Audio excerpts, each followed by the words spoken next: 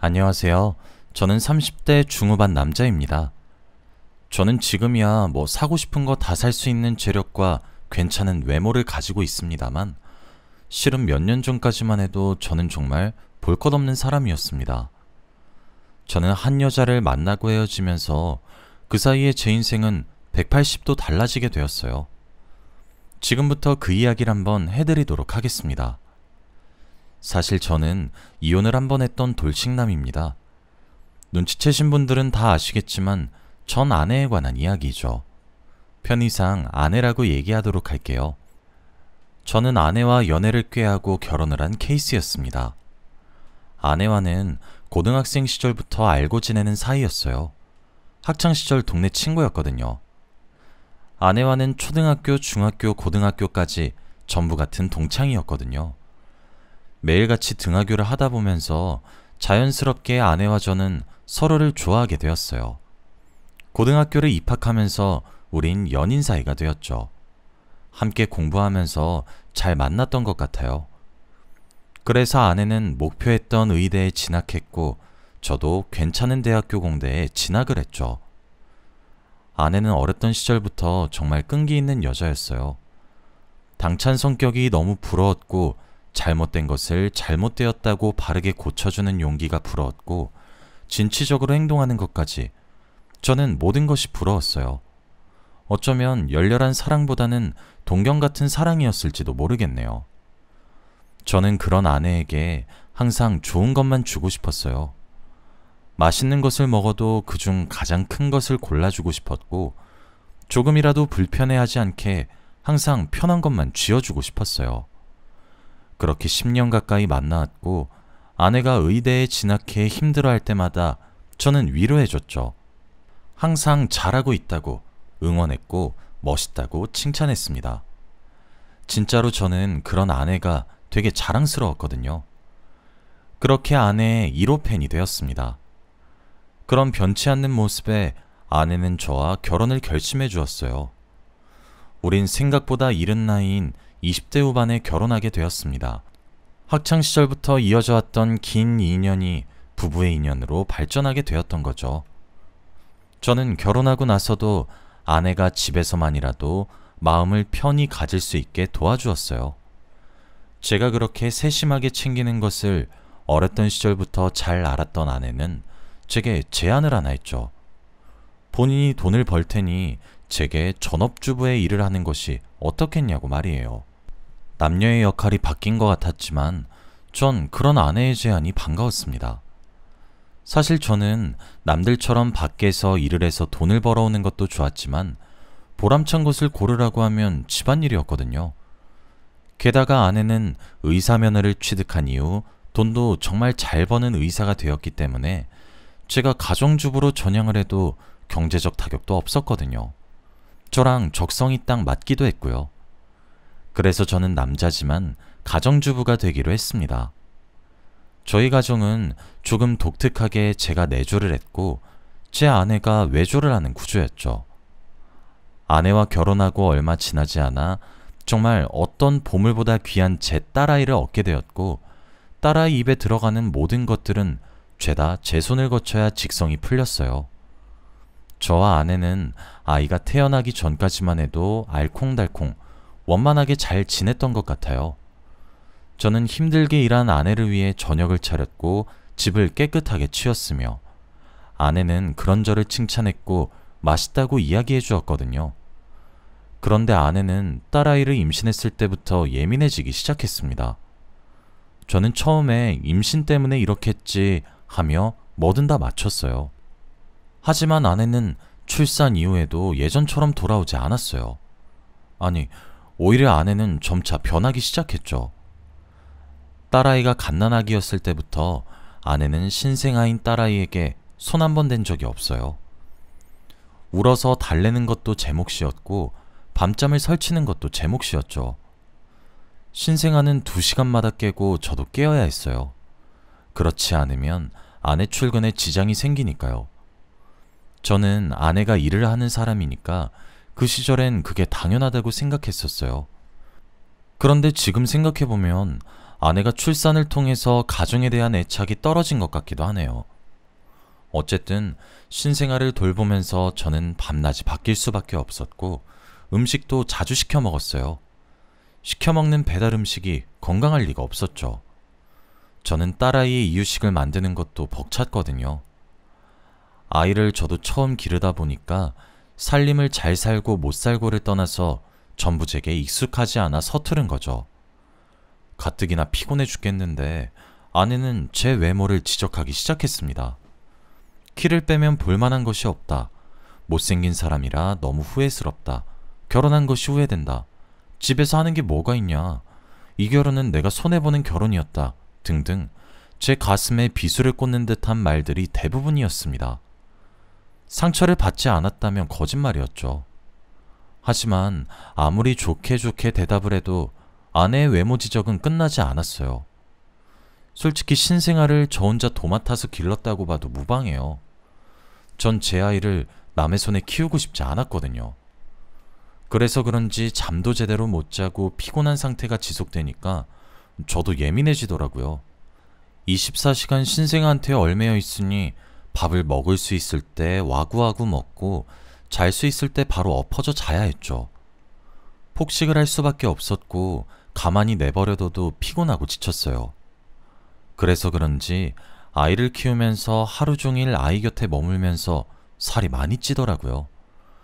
저는 원래도 키가 185cm가 넘을 정도로 큰 편이라 덩치가 큰 편인데 거기서 살이 붙으니까 진짜 돼지 같긴 했죠. 그래도 그 모습을 돼지라고 비난하는 것이 정당화되진 않는다고 생각합니다. 저를 정말 사랑했다면 아내는 제가 조금 편해지길 바라면서 도와줬을 거고 그걸 하지 못하겠다면 기다려줬을 테니까요. 아내는 외모 지적을 하며 제게 나쁜 말을 하는 것에 그치지 않고 제게 주는 생활비도 점차 줄이기 시작했습니다. 일단 저와 아내의 의식주를 제하고 기본적으로 딸아이 밑으로 들어가는 고정 지출마저도 줄이기 시작했죠. 제가 헤프게 돈을 쓴다고 돈을 벌 줄을 모르니까 그렇게 막 쓰는 거라고 비난도 했죠.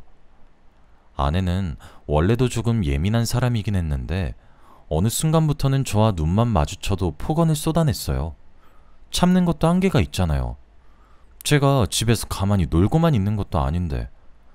같이 언성을 높여 싸우다가도 딸아이가 울음을 터뜨리니까 제가 먼저 입을 닫게 되고 아내만 마주치면 저만 상처를 입으니까 딸아이를 안고 다른 방으로 피하기 시작하고 어쩌다 저희 관계가 이렇게 된 건지 모르겠더라고요.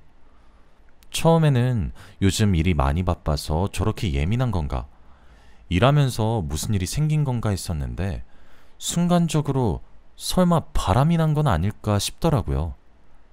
아무리 우리가 지금 지지고 볶고 자주 다투지만 그래도 우리가 함께한 시간이 있는데 설마 그랬겠나 싶었습니다. 그런데 하늘도 무심하시지 이런 불길한 제 예상은 빗나가지 않았더군요. 어느 날 아내가 새벽 3시에 집에 들어온 적이 있었어요. 심지어 술에 취해 정신도 못 차리고 몸도 제대로 가누지 못한 채 집에 들어왔어요. 진짜 이 상태로 어떻게 집을 찾아왔나 싶을 정도로 말이에요. 원래 결혼하고 난 이후 그렇게 인사불성이 돼서 술을 마신 적도 없고 새벽 늦게 온 적도 없었거든요. 저는 왜 이렇게 술을 많이 마셨냐며 아내를 추궁했는데 아내는 대꾸도 못하고 현관에 쓰러져 잠들더군요. 한숨을 쉬고 아내를 방으로 옮겨주려고 가까이 다가갔어요. 그런데 아내에게서 낯선 남자 향수 냄새가 나기 시작했습니다.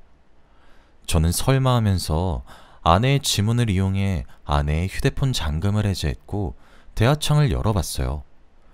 제게는 이제 불러주지도 않는 낯간지러운 애칭과 색깔별로 날아다니는 하트들로 도배된 대화창, 사랑한다는 말들과 얼른 저와 이혼하고 싶단 말과 함께 욕으로 도배된 저의 이야기. 아내는 외도를 저지르는 중이었습니다. 그런데 거기서 제 충격은 끝나지 않았어요. 아내의 외도 상대는 저와 아내의 결혼식 사회까지 봐줄 정도로 친한 제 친구였죠. 대화창을 보면서도 정말 믿기지가 않았습니다. 뜬 눈으로 밤을 지새웠고 아내가 일어날 때까지 기다렸습니다. 저는 아내에게 요즘 남자가 생겼냐고 대놓고 물어봤어요. 그런데 아내는 오히려 제게 정말 당당하게 소리를 빽 지르면서 가뜩이나 사회생활 한다고 힘들어 죽겠는데 집에서까지 날 못 잡아먹어서 안달이야. 아, 지긋지긋해. 하며 다시 집 밖으로 나갔어요. 저는 집에 혼자 남겨진 듯한 기분이 들기 시작했죠. 그날 이후 제가 어느 정도 눈치를 챘단 사실은 인지했을 텐데도 아내의 행동은 점점 더 심해지기 시작했어요. 아예 집도 들어오지 않기 시작하더라고요. 제가 전화를 해도 받기는커녕 전화를 꺼버리기 일쑤였고 어쩌다 들어오는 것도 갈아입을 옷만 챙겨나가는 수준이었죠. 전 그래도 가정을 지키고 있었습니다. 저도 지긋지긋한 집구석 나가버리고 싶었는데 제겐 아직 어린 딸이 있었어요. 방긋 웃는 얼굴을 보고 있으니 저마저 집을 버릴 순 없겠더군요. 다시 돌아오겠지 하면서 아내를 기다렸어요. 하지만 아내는 어느 순간 제게 줄여서 주던 생활비조차 다 끊어버렸어요. 제가 경제적 활동이 없어 경제권이 없다 보니 아내가 생활비를 주지 않으니까 정말 곤란해지더군요. 적금을 하나 깨서 그걸로 아끼면서 지내고 있었어요. 아내가 돌아온다는 보장도 없고 기약 없이 기다리고만 있을 수 없다는 생각에 일을 해야 되겠다고 생각했죠. 집에서 부업으로 할 만한 일을 알아본다고 아내의 노트북을 열었어요. 아내는 의사가 될 정도의 똑똑하고 비상한 머리를 가지고 있었지만 치밀한 사람은 아니었나 보더군요. 노트북은 아내의 메신저가 접속된 채로 있었고 저는 아내의 메신저를 전부 훑어볼 수 있었어요. 본의 아니게 말이에요. 휴대폰이 아니라서 그런지 과거에 주고받은 것들도 아주 선명히 기록되어 있더군요. 아내는 사회를 봐준 제 친구뿐만 아니라 함께 일하는 동료 의사, 그리고 내원한 환자 등등 셀 수 없이 많은 사람들과 함께 불륜을 저지르고 있었습니다. 저는 정말 온몸이 떨릴 정도의 커다란 분노를 그때 처음 느낀 것 같아요. 냉정을 찾으려고 했습니다. 당장 화를 내려고 전화번호를 누르다가도 멈칫하게 되더군요. 저는 지금 경제권도 제대로 갖추지 않은 상태이고 거울에 비친 제 모습이 볼품 없었죠. 제가 못났다는 자격지심이 생겨버려서인지 화를 낼 힘조차 다 빠지더군요. 당장 따지지는 못할 것 같다는 생각이 들었어요. 저는 일단 덮고 넘어가기로 했고 모든 대화 내용을 백업해서 제 메일로 보내서 백업을 했습니다. 2번, 3번 백업을 했죠. 저는 백업을 하면서도 한두 번이어도 용서를 할까 말까인데 너무나도 잦은 아내의 불륜에 큰 충격을 받았고 복수를 다짐했습니다. 저는 먼저 경제권을 가져야겠다고 생각했어요. 아내와 성공적으로 이혼을 하고 난 이후 제가 딸아이의 양육권을 가지기 위해서는 경제권이 있어야 하겠더라고요. 그렇게 문득 딸아이의 얼굴을 쳐다봤어요. 사실 제 딸은 정말 제 딸이라서 하는 말이 아니라 무척 이뻐요. 아기 시절부터 완성형 미모라고 입소문도 나 있었고 모델 제의가 들어와서 여러 차례 했었거든요. 연예인처럼 아직 어린데도 카메라 앞에서 포즈도 잡고 그러는 것이 얼마나 앙증맞은지 모릅니다. 그때 제 머릿속이 순간 번뜩이면서 좋은 아이디어가 떠올랐죠. 우리 딸아이가 모델 같으니까 어린이 쇼핑몰을 해보자고요. SNS에 가입했고 계정을 만들어 옷을 팔기 시작했습니다. 그런데 이 사업이 정말 초대박이 나버렸어요. 결국 정식적으로 홈페이지까지 만들어서 주문을 받기 시작했고 직원도 고용해야 했어요. 완전 소규모였는데 점점 덩치가 커지기 시작한 거죠. 저는 그렇게 번 돈을 제게 투자하기 시작했어요. 딸아이도 유치원에 맡기기 시작했고 죄송하지만 저희 부모님 손을 빌리기도 했어요. 그도 안 되면 베이비시터를 고용하기도 했고요. 저는 매일같이 운동을 하기 시작했습니다. 매일 제한된 칼로리를 지킨 음식만 먹기 시작했어요.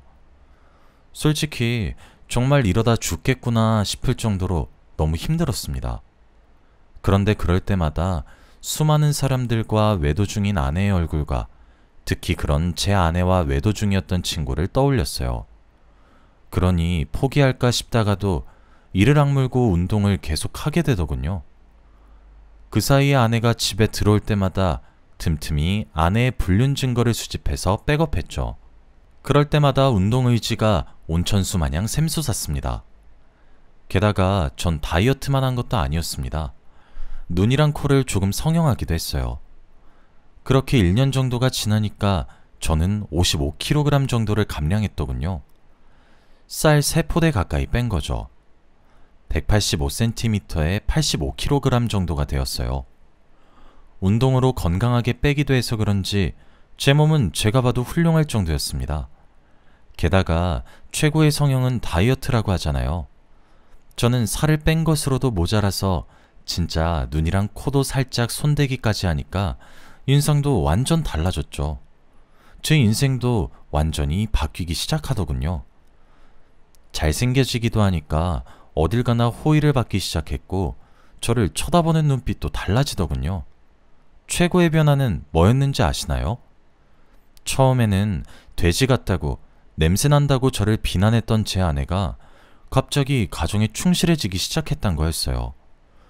매일같이 외박을 밥 먹듯이 하던 아내는 집으로 와서 잠을 자기 시작했고 저와 오붓한 시간을 가지려고 노력했죠. 갑자기 저희 딸아이와 놀기 시작한다던가 그러면서요. 노력하려고 변화된 아내의 모습에 마음이 풀릴 것 같기도 했어요.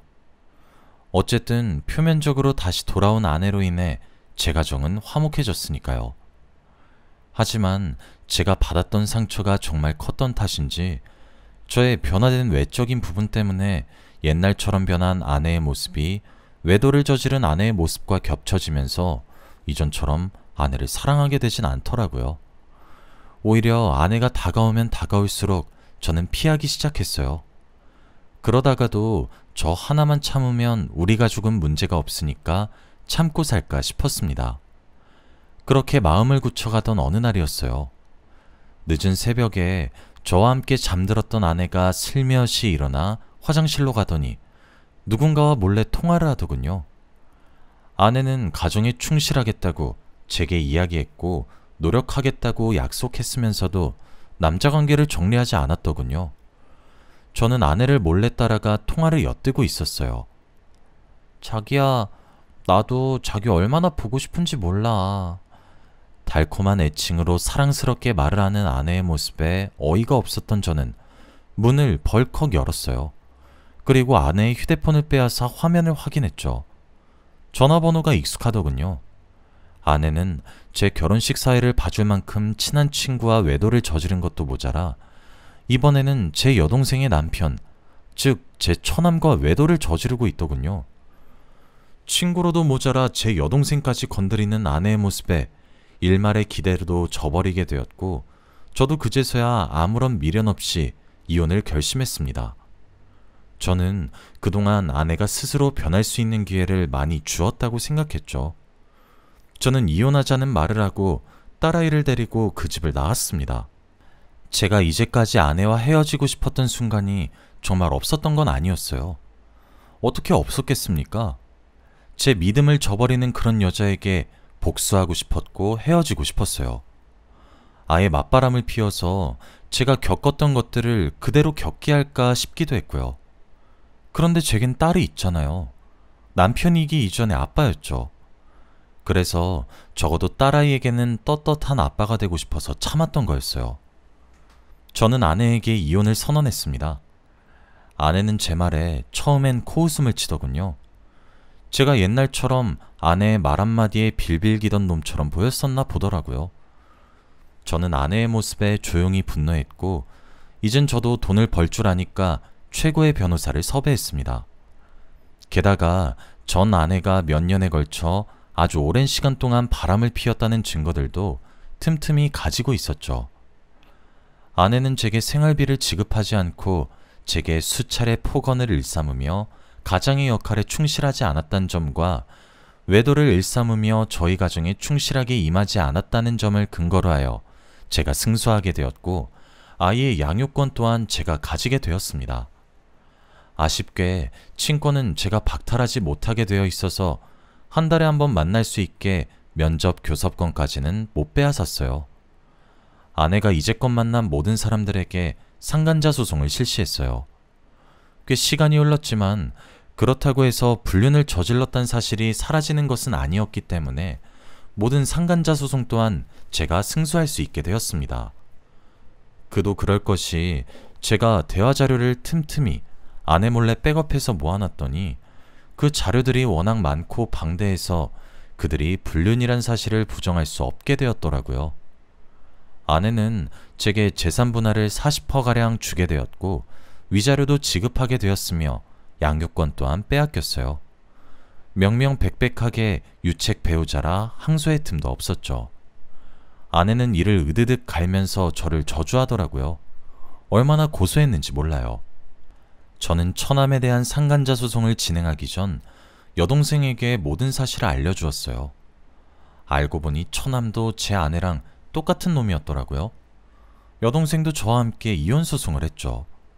누가 남매 아니랄까봐 저희 남매는 똑같이 이혼 소송에 승소했습니다.